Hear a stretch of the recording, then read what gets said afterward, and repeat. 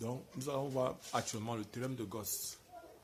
Le théorème de Gauss. Le théorème de Gauss dit que le flux à travers une surface, le flux du champ électrostatique à travers une surface fermée est proportionnel à la somme des charges intérieures à la distribution et à la demi-somme des charges surfaciques, le tout inversement proportionnel à epsilon 0. Donc voilà ce que nous dit le théorème de Gauss. On va voir comment nous pouvons appliquer le théorème de Gauss pour déterminer le champ électrostatique. Ce qu'il faut savoir, c'est que quoi? Pourquoi on donne le théorème de Gauss et quand est-ce qu'on l'utilise? Voilà, c'est ça l'objet de notre cours d'aujourd'hui. Quand est-ce qu'on utilise le théorème de Gauss? Pourquoi le théorème de Gauss? Donc, utilisation du théorème de Gauss.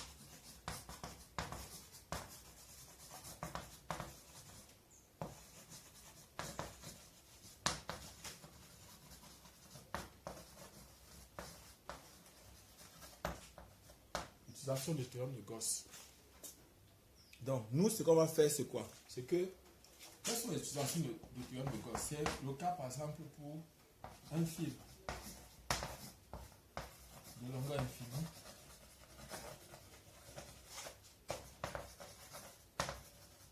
On pourra voir comment on va l'utiliser. On peut voir un plan infini.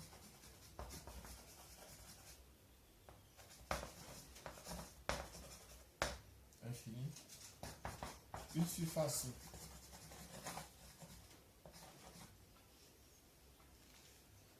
fermée. Une surface fermée, ça peut être un cylindre, un cube, une sphère,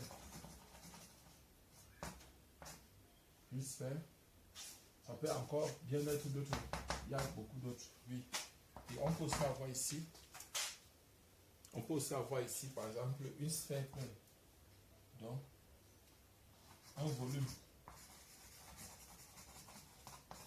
chargé. Et ce qu'il faut savoir, c'est de quoi? C'est qu'il y a toujours une même formule qui est utilisée tout le temps. Ce qu'il faut savoir, c'est qu'il y a une même formule qui est utilisée tout le temps pour le calcul du champ électrostatique. C'est ce qu'il faut savoir, ce qu'il faut retenir donc de tout ça. C'est qu'il faut savoir qu'il y a une formule qui est constamment utilisée.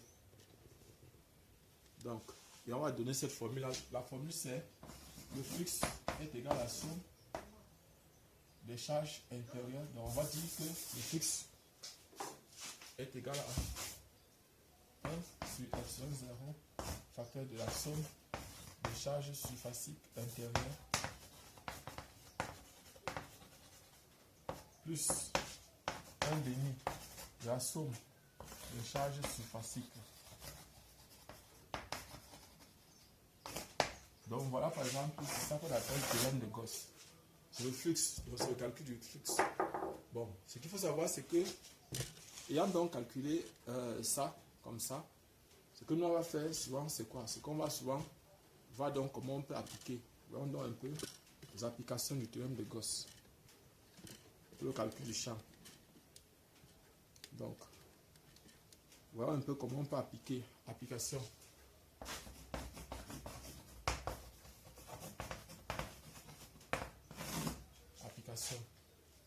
Si par exemple j'ai une charge placée ici, ça c'est une charge petit q placée ici. Alors pour l'utilisation du théorème de Gauss, je vais mettre une surface fermée. Voici, je peux mettre n'importe quelle surface. Cette surface fermée, ça peut être de telle sorte que ma charge va se retrouver à l'intérieur. Ça peut être la surface d'une sphère. Cette surface, donc ça c'est une surface fermée. Cette surface peut être la surface, ça peut être la surface d'une sphère, d'un cylindre, d'un cube. L'essentiel, c'est que ça soit une surface fermée. Donc, ça peut être n'importe quel objet qui est une surface fermée. Et maintenant, si on met ici Q', ce qu'il faut savoir, c'est que quoi? C'est que selon Gauss, selon le théorème de Gauss, alors le champ, le flux est égal à quoi? Aux charges qui se trouvent à l'intérieur, c'est epsilon 0. Voilà, c'est tout. La charge qui est à l'extérieur n'intervient pas. Donc les charges qui sont à l'extérieur ici n'interviennent pas. Donc il n'y a que les charges qui sont à l'intérieur de la surface de Gauss qui interviennent. Donc ça, c'est ce qu'on appelle ça surface de Gauss. Donc chaque fois qu'on va me poser un problème, je dois essayer d'appliquer ceci. Vous voyez vous-même comment c'est facile. Donc j'ai précisé que ici, c'est Q sur intérieur sur Epsilon 0, c'est-à-dire Q sur Epsilon 0, c'est la charge qui se trouve à l'intérieur. Les charges qui sont à l'extérieur n'ont aucun effet sur le flux là. Et le flux, c'est le nombre de lignes de champ qui traversent une surface. Donc c'est le nombre de lignes qui traversent une surface, c'est ça. Le nombre de lignes de champ qui traversent une surface, c'est ça qu'on appelle le flux. Et la définition du flux, il fallait donc utiliser la définition ici du flux, donc selon la définition,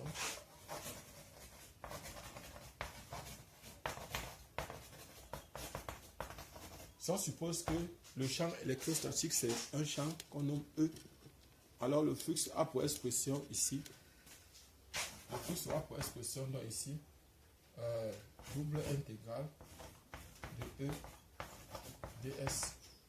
Donc voilà par exemple l'expression du flux. Ça c'est la définition du flux. Donc voilà par exemple, et vous voyez que vous pouvez poser l'égalité entre les deux-ci tous les temps pour déterminer le champ. Donc si on prend un point M ici sur la surface de Gauss, un point M ici sur la surface de Gauss, tout ce qu'on aura à faire c'est qu'on pourra donc écrire que le champ est uniforme sur toute la surface de Gauss, c'est-à-dire partout ici là, le champ a la même valeur. Et là on sera obligé de centrer, on va centrer notre charge. Et si on centre notre charge ici, comme le champ est uniforme sur toute la surface de Gauss, on peut venir ici et écrire simplement ES. Et si par exemple on prend un cas particulier qui est la surface d'une sphère, la surface d'une sphère c'est 4 pi r au carré, maintenant fois E. Donc voilà ce qu'on va trouver. Et là à partir de ça on peut donc venir ici, ça va vous donner l'expression que vous connaissez déjà, c'est-à-dire que le flux étant égal au flux, on aura donc 4 pi, ce qui va dire que 4 pi r au carré E égale à Q sur epsilon 0. Et là on va tirer donc E qui est égal à Q sur 4 pi epsilon 0 r au carré, qui est une expression que tout le monde connaît et qu'on a vu depuis la classe de première. Vous vous souvenez de cette expression-là? C'est une expression que tout le monde connaît. Abonnez-vous, partagez la vidéo et cliquez sur la cloche de notification. Donc, nous étions ici en train de voir donc les applications du théorème de Gauss. Voilà encore une autre application avant d'arrêter. Voyons une autre application. Si on prend le cas d'une sphère creuse, si nous prenons le cas d'une sphère creuse, si on prend le cas d'une sphère creuse, donc on va dire sphère creuse. Sphère creuse. Donc de rayon R. Sphère creuse de rayon R. Donc, si on est à l'intérieur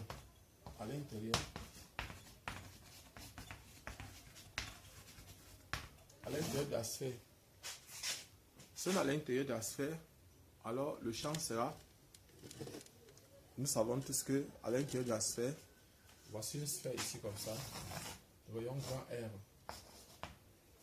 Et on a dit une sphère creuse, ça veut dire que la charge se trouve plutôt sur la surface de la sphère là. Les charges se trouvent plutôt sur la surface de la sphère. Et là par exemple, on va prendre la surface de Gauss. Voici la surface de Gauss ici. Voilà la surface de Gauss. Donc ici, voici la surface de Gauss ici. Voici une surface. J'ai pris la surface de Gauss ici est une sphère.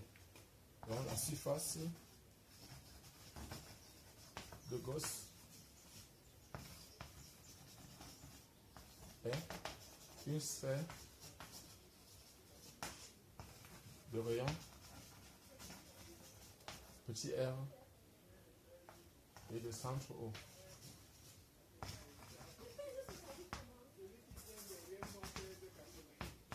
Le centre O. Donc ça c'est O ici.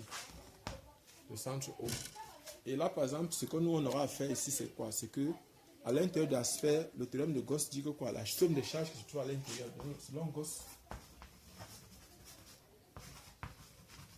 Gauss ici, le flux ça égale à 0 sur epsilon 0 qui est en fait égal à 0.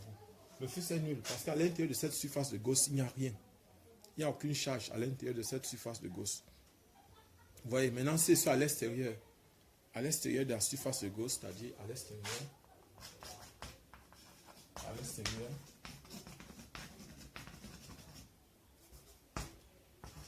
de la surface de Gauss.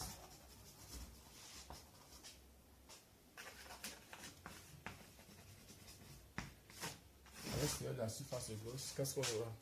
Voici la surface de Gauss ici. On a par exemple, voici la surface de notre sphère ici, de rayon R, au centre O.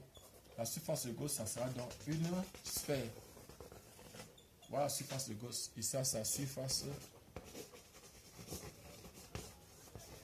de Gauss. La surface de Gauss, c'est quoi?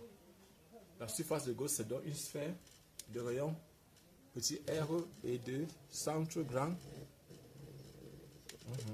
Donc, ici, on va mettre la surface de Gauss.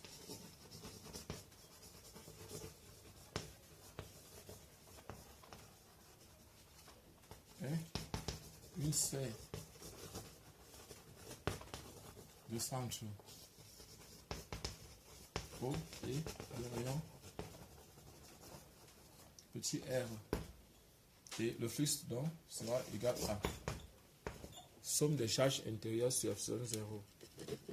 Le flux sera donc égal à somme des charges intérieures sur epsilon 0. Donc, ça va faire somme des charges intérieures sur epsilon 0. Bon.